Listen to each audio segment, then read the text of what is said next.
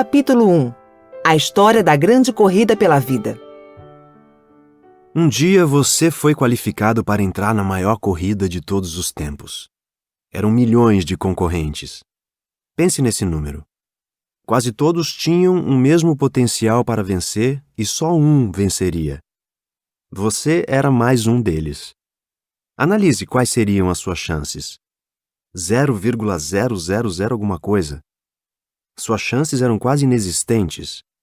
Você nunca foi tão próximo do zero.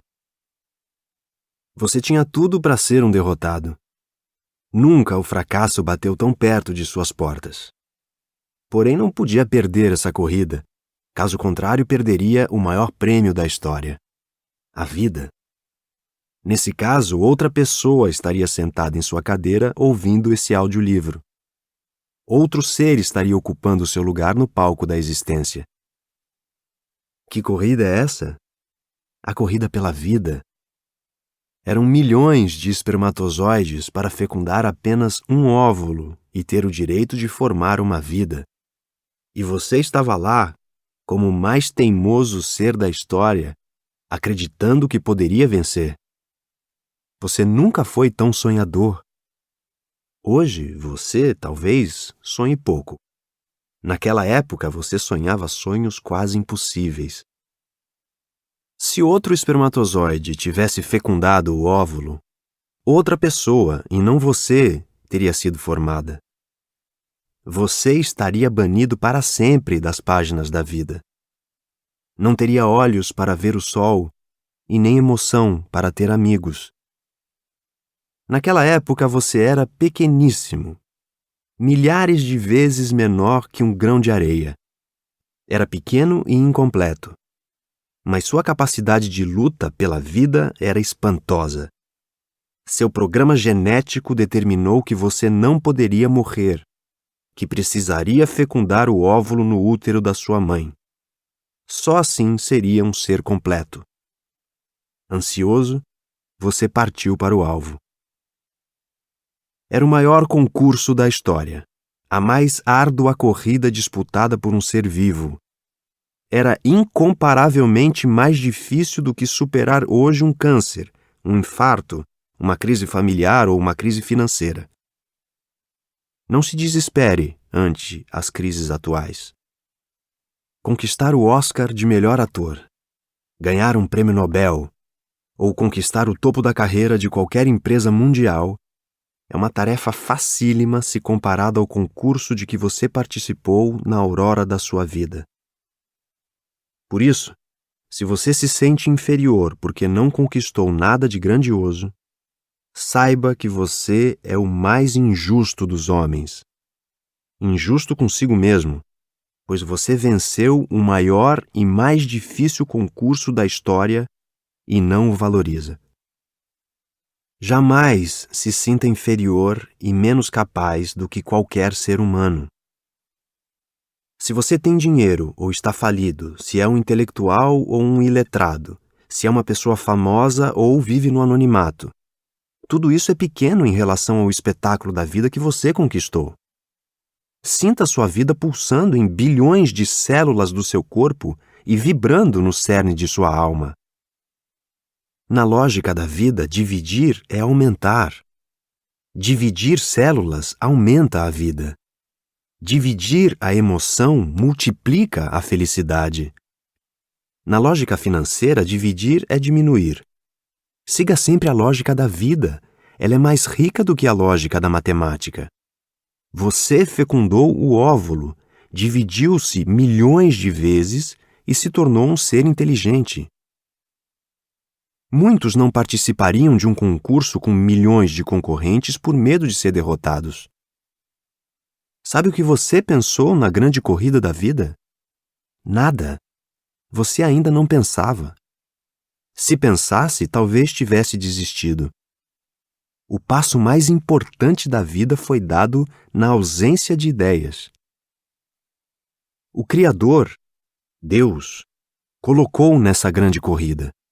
E você agradeceu profundamente a oportunidade que ele lhe deu, ainda que não tivesse consciência desse agradecimento. Agradeceu como? correndo, nadando, movendo-se, lutando pelo direito de viver. Você lhe agradeceu não olhando para trás, não ficando inerte diante dos problemas, não reclamando dos obstáculos. Hoje você pode ter se tornado um especialista em reclamar. Naquela época, você era um especialista em viver. Toda vez que pensamos num obstáculo e o consideramos intransponível, ele nos paralisa. Ficamos engessados pelo medo. Pensar com lucidez é necessário, mas pensar excessivamente nas dificuldades que atravessamos trava a inteligência e rouba a esperança. Muitos cientistas atormentam-se por não controlar minimamente o mundo das ideias. Muitos executivos mutilam-se por pensar demais.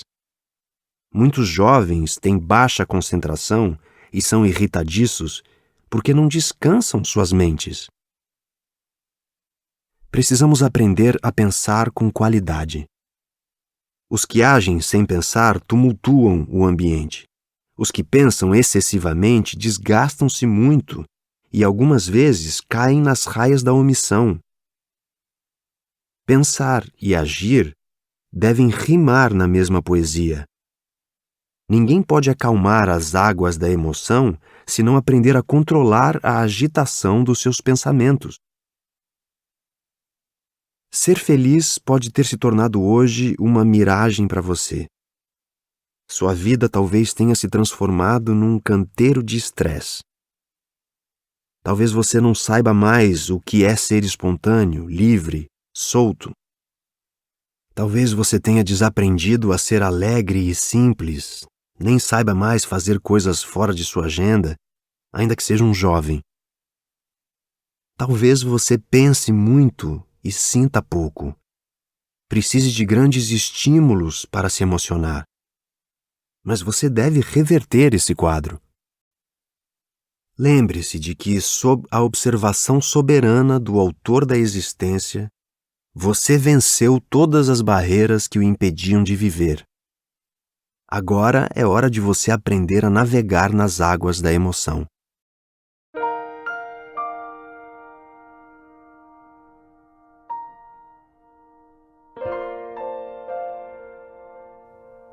Não é fácil navegar nas águas da emoção. Criamos um mundo que promete prazer ao homem. A TV aberta e fechada, o cinema, os esportes, o parque de diversões, os jogos eletrônicos e o mundo da internet. Nunca tivemos uma indústria de lazer tão grande e um homem tão triste. Uma pesquisa que tenho realizado entre diversos tipos de profissionais tem revelado um alto índice de sintomas psíquicos e psicossomáticos. Em alguns, tenho encontrado uma média de 7 sintomas, tais como ansiedade, irritabilidade, déficit de concentração, cefaleia, dor de cabeça, fadiga excessiva, opressão no peito, alteração do sono, hiperprodução de pensamentos. Esses dados revelam um caos na saúde emocional. Por que tem aumentado o índice de doenças psíquicas na atualidade? Por que melhoramos os diagnósticos e as pessoas têm menos preconceitos para procurar um psiquiatra ou psicólogo? Não apenas por isso, mas principalmente porque o mundo moderno se transformou numa fábrica de estresse e ansiedade. Tais sintomas não são privilégios de uma classe social ou de uma fase da vida. Jovens e adultos, ricos e pobres, intelectuais e iletrados têm tido uma baixa qualidade de vida. As crianças também estão apresentando conflitos com frequência. Recordo-me de uma jovem de 11 anos. Seus pais eram afetivos e atenciosos. Ela frequentava a escola, tinha vários amigos. Contudo, estava deprimida, ansiosa, cansada, desanimada e sem nenhuma autoestima. Ela estava começando a vida, mas já conhecia o cárcere da emoção. Essa adolescente devia estar brincando, mas estava sufocada por ideias negativas.